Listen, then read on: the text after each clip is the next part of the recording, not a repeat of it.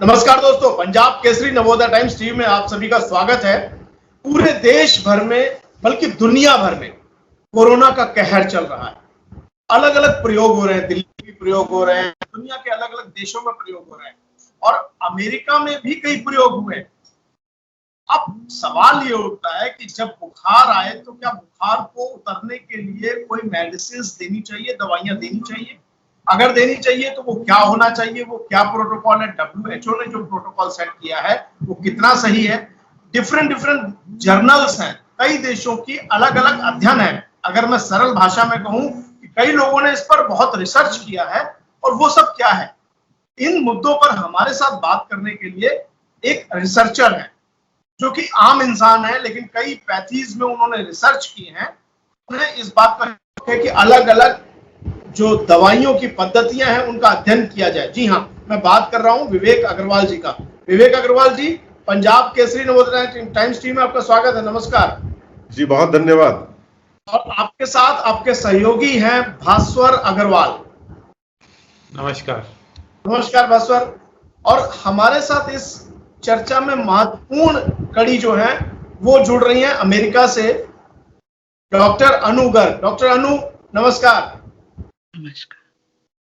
सबसे पहले मैं डॉक्टर विवेक अग्रवाल जी आपसे जानना चाहूंगा, आखिर ये पूरा आपने जो जर्नल्स का अध्ययन किया है वो क्या कहता है कि इस पूरी जो कवायद में जो अलग अलग मेडिसिन्स का उपयोग है, खास तौर से बुखार में, जैसे ही कोरोना की गिरफ्त में आते हैं, तो वो क्या बोलता है? आपने क्या रिसर्च किया है? देखिए अनिल जी, क्या है कि पिछले एक वर्ष से हम बड़े आश्चर्यचकित थे कि ये 100-101 बुखार और थोड़ा सा गला खांसी होने पर और लोगों की डेथ हो रही है, लोगों को मृत्यु हो रही है। तो हम लगातार इस पर बात करते रहे, रिसर्च करते रहे और पर हमने ये पाया कि यदि हम ये सर्च करें कि क्या वायरस इन्फेक्शन में फीवर हमारे लिए फायदा करता है, लाभ करता है या हानि करता है, आप विश्वास नहीं करेंगे कि इंटरनेट पर जितना भी मटेरियल, आज इंटरनेट पर दुनिया के सबसे अच्छे मेडिकल जर्नल्स आप पढ़ सकते हैं और आप यहां तक पाएंगे कि हमारे फोर्टिस हॉस्पिटल की वेबसाइट पर यह लिखा है कि वायरस फीवर में, वायरस की इन्फेक्शन में यदि आप बुखार को नीचे करेंगे तो उससे न केवल बीमारी लंबी होगी बल्कि मृत्यु भी अधिक होगी। तो उसके बाद हमने उस पर और पढ़ना आरंभ किया कि ये बात आ रही है कि एक और ये कहा जा रहा है कि फीवर को लोअर नहीं नीचे करना चाहिए, फीवर को उतारना नहीं चाहिए, और दूसरी तरफ सारी दुनिया, सारी एलोपैथी की जो मेडिसिन सिस्टम है वो कह रहा है फीवर उतारने की पहले दिन से दवाइयां दे रहे हैं। हमारे यहाँ तो और भी एग्रेसिव ट्रीटमेंट हो रही है। तो हमने और मेरे पुत्र भास्वर अग्रवाल ने इसके लिए पढ़ना शुरू किया कि फीवर से क्या होता है। तो यदि आप कहेंगे तो मैं उसको और एक्सप्लेन कर दूंगा कि फीवर से हमारी बॉडी में किस प्रकार का एक्शन होता है। देखिए, फीवर जो है हमारी बॉडी का एक नेचुरल इम्यून रिस्पॉन्स है। हमारी जो इम्यूनिटी के लिए हमारी मैक्रोफेजेस कुछ साइटोकाइंस छोड़ते हैं जिनमें से अलग अलग काम है। उनमें से कुछ का काम होता है हमारे हाइपोथैलेमस से, हमारे मस्तिष्क से हमारे ज्वर को या फीवर को बढ़ाना। अब वो ज्वर ऐसा नहीं है कि बढ़ता ही जाएगा, जितनी बॉडी की आवश्यकता है उतना वो बढ़ाएंगे। पर यहां इंटरेस्टिंग बात क्या है कि एक बार हमारा फीवर ऊपर आ गया, 100 आ गया, 101 आ गया, तो वो जो साइटोकाइन छूटे थे हमारी बॉडी से उनको भी फीवर डाउन करेगा, उनको समाप्त करेगा, बॉडी से एलिमिनेट करेगा। और दूसरा बहुत इंटरेस्टिंग काम ये होगा कि जो हमारे मैक्रोफेजेस जो इम्यूनिटी को एक्टिवेट कर रहे थे, वायरस को पहचानने के बाद शरीर को या अनेक प्रकार के क्रियाएं कर रहे थे, वो भी उस समय शांत हो जाएंगे, नए साइटोकाइंस नहीं छोड़ेंगे। पर हो क्या रहा है, सबसे पहले हम जब फीवर उतारने की कोशिश करते हैं तो एक और तो हमारे साइटोकाइंस बार बार आते रहेंगे क्योंकि बॉडी की, शरीर की आवश्यकता है कि फीवर बढ़े, और दूसरी ओर जो साइटोकाइंस आ चुके वो हमारे ऑक्सीडेटिव स्ट्रेस बढ़ गया, वो हटेगा नहीं। और क्या होता है जब हमारा ये ऑक्सीडेटिव स्ट्रेस क्या है, इसको यदि मैं सरल भाषा में समझाना चाहूं तो वो ये है कि मान लीजिए हम लोहे को खुले पानी या हवा जहां लग रही है वहां छोड़ दें तो उसमें जंग लगना आरंभ हो जाता है। तो हम उसको पेंट लगा के जब रखते हैं तो उस पर जंग नहीं लगता और हमें साल 2 साल में उसको फिर पेंट करना पड़ता है। अब जब हमारी बॉडी में भगवान ने ऐसा सिस्टम बनाया है कि शरीर में कि एक और ऑक्सीडेशन होगी, हमारी इम्यूनिटी एक्टिव होगी, तो दूसरी ओर उसको शांत करने वाले तत्व हमारी बॉडी में, हमारे शरीर में है। और उनमें से एक है बहुत इंपॉर्टेंट, जो पूरे शरीर में है, बहुत अधिक मात्रा में है, GSH, जिसका नाम है ग्लूटाथियोन।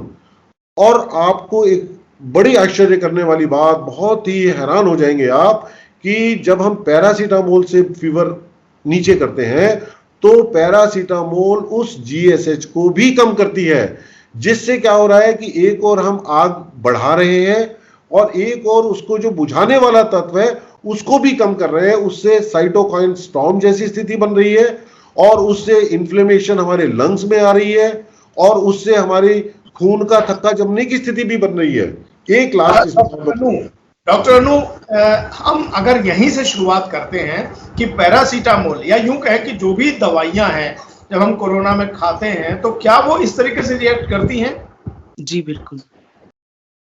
आपका अपना एक्सपीरियंस क्या कहता है?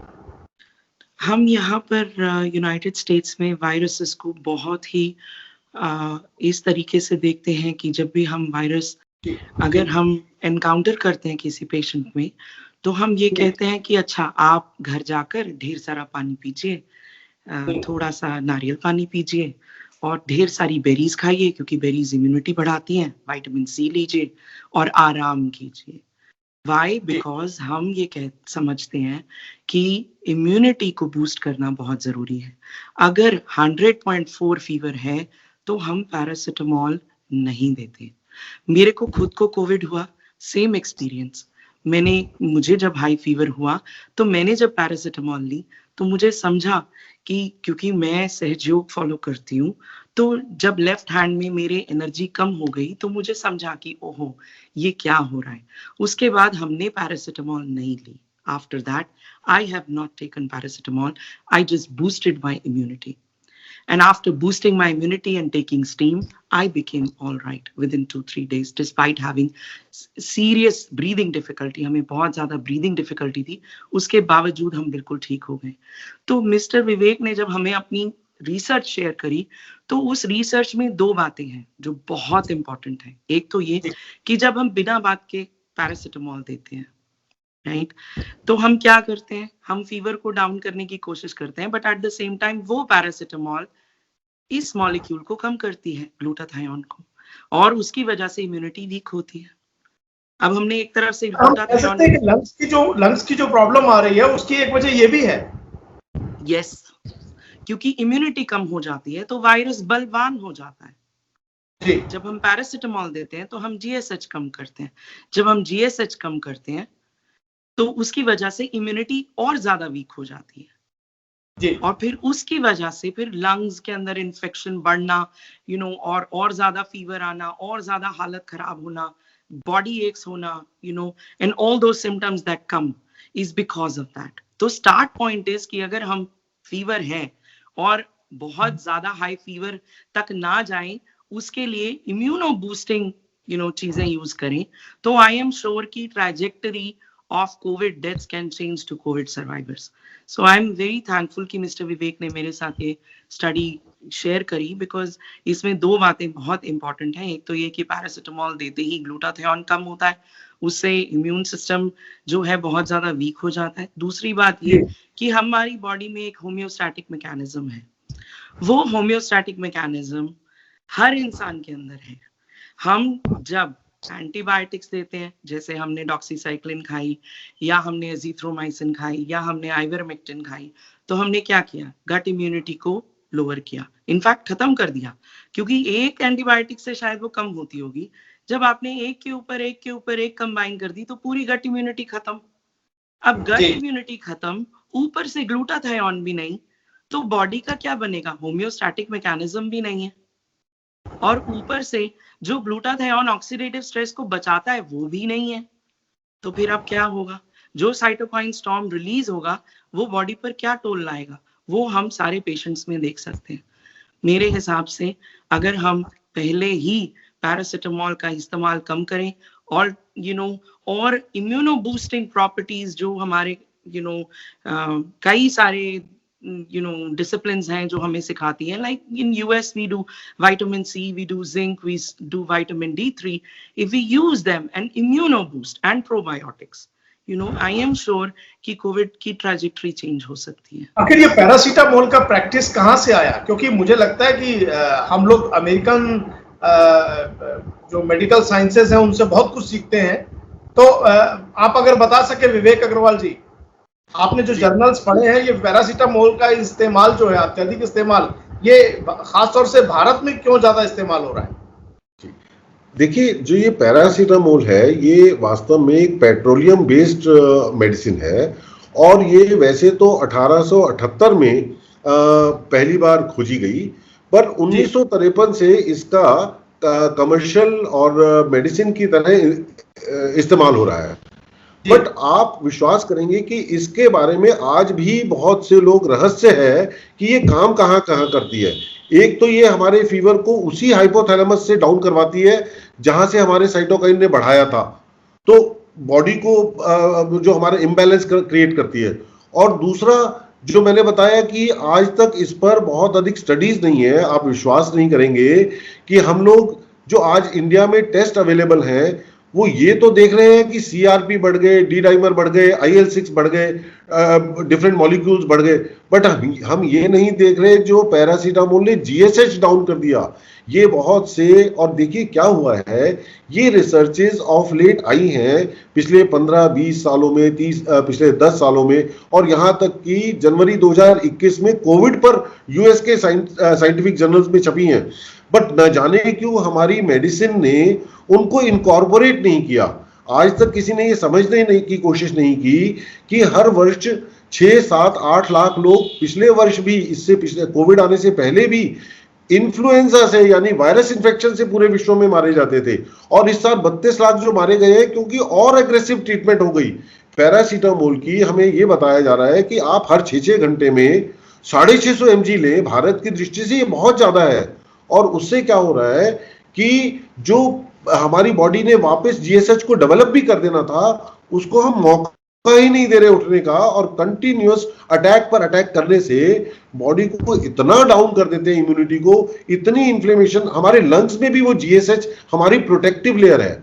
जब हम GSH को खत्म कर देंगे, मैं चाहूंगा कि इस चर्चा में हम भास्वर को भी जोड़ें. भास्वर, मेरा अगला सवाल आपसे है, आपने जो स्टडी की है, किन किन जर्नल्स में ये बात स्पष्ट तौर पर कहा गया कि पैरासीटामोल जो है वो नुकसानदायक है? किन जर्नल्स में आपको ये बात नजर आई? देखिए, बहुत इंटरेस्टिंग बात है कि जब हम कहते हैं कि पैरासीटामोल का बेनिफिट क्या है या फीवर लोअरिंग का बेनिफिट क्या है, तो किसी भी जनरल में ये नहीं मिलेगा हमें कि उसका फीवर लोअरिंग का कोई बेनिफिट है. जो मोस्ट कॉमन बेनिफिट बताया जाता है वो बताया जाता है कि पेशेंट को डिस्कम्फर्ट से बचाया जाए. दूसरी ओर बहुत सारे जर्नल्स और लगभग सारी स्टडीज ये बताती हैं कि जब फीवर लोअर किया जाता है by the use of antipyretics तो बीमारी लंबी भी होती है और डेथ्स भी बढ़ती हैं. एक और इंटरेस्टिंग बात ये है कि स्पेशली वायरल इन्फेक्शंस में there has been no trial of the use of paracetamol. There has been no trial which studies the efficacy and safety of paracetamol in virus infections.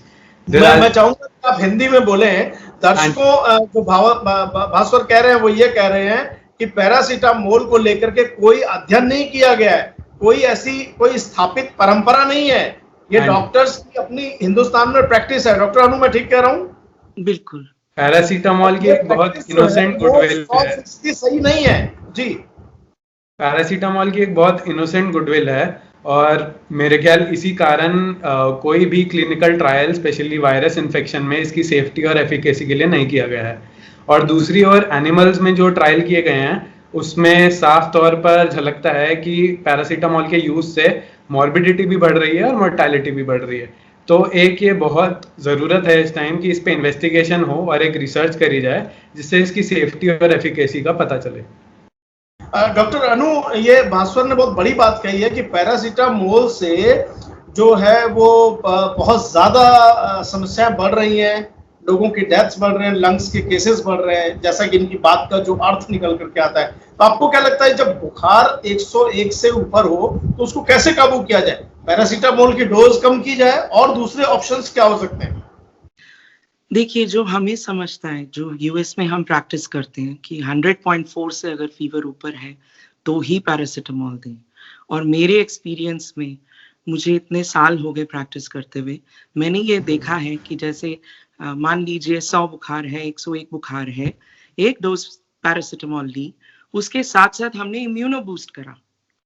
तो जैसे ही इम्यूनो बूस्ट करा, कोई vitamin C दी, हमने कहा खूब सारी berries खाइए, गेटरेड पीजिए, घर में आराम कीजिए, तो पता चला फीवर अपने आप ही नहीं आया वापस, क्योंकि वो होम्योस्टैटिक बैलेंस जो है वो बेहतर हो गया। और हमारे यहाँ पर इतनी डोजेस नहीं दी जाती है बिल्कुल भी। अगर फीवर नहीं है तो पैरासीटामोल खानी ही नहीं है। अच्छा। और दूसरी बात, हम लोग यहाँ पर देते हैं 325 मिलीग्राम, 500 तो नहीं देते हैं बिल्कुल भी, उससे तो बहुत नुकसान होता होगा। और अगर देनी भी पड़े तो ये है कि मेरा एक्सपीरियंस ये कहता है कि मैं जब खुद बीमार हुई तो मुझे जब फीवर आता था, तो क्योंकि फर्स्ट डोज से मुझे समझा कि क्या हो रहा है, तो उसके बाद मैंने पैरासीटामोल नहीं ली, मैंने अपने यहाँ आइस पैक रखा। अगर हम भारत की बात करें, जी हम वही बता रहे हैं, आइस पैक रखे, यहाँ पर आइस पैक रखे, आर्मपिट्स पे आइस पैक रखे, थोड़ा यहाँ पीछे आइस पैक रखे, ग्रोइन पर आइस पैक रखे, या ठंडे पानी की पट्टी करें, यानी नॉर्मल वाटर की, आइस वाटर की नहीं। उससे GSH जो इनकी स्टडी मुझे बताती है, जो मैं प्रैक्टिस कर रही हूँ, वो एविडेंस आई एम श्योर जब हम रिसर्च करेंगे तो वो पक्का सामने निकलेगी। अगर हमने पैरासीटामोल यूज ही नहीं करी और हमने ऑल्टरनेटिव तरीके यूज करें, तो हम उस चीज से ही बच जाते हैं कि ग्लूटाथियोन कम हो और हम ऑक्सीडेटिव स्ट्रेस में जाएं। जी। मुझे लगता है हमारी इस बातचीत का एक बहुत बड़ा पहलू ये निकल करके आया है कि जब भी बुखार 101 से ऊपर हो तो पैरासीटामोल ना लेकर के सबसे पहले ठंडे पानी की पट्टियां करें, जो भारत में बहुत प्रचलित है और पूरी दुनिया में प्रचलित है। पैरासीटामोल को लेकर एक रिसर्च की जरूरत है कि वो कितनी घातक है और कितनी सही है, कितनी उचित है। विवेक अग्रवाल जी और भास्वर जी, आप हमारे साथ जुड़े, आपका बहुत बहुत धन्यवाद। डॉक्टर अनु, आप हमारे साथ अमेरिका से जुड़ी, आपका बहुत बहुत धन्यवाद। Thank you. नमस्कार। नमस्कार।